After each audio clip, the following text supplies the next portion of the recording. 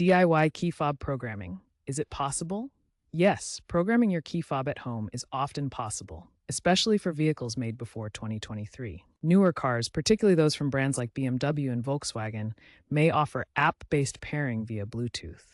While some high-end vehicles require dealer visits due to enhanced security, many models can be programmed using simple methods like ignition cycling or OBD2 scanners. Success rates for DIY programming on pre-2023 models range from 80 to 90%, according to user surveys. However, always check your owner's manual and prioritize security. The most common DIY method for programming a key fob involves cycling the ignition. Start by entering your car and closing all doors. Insert the key into the ignition or press the start button.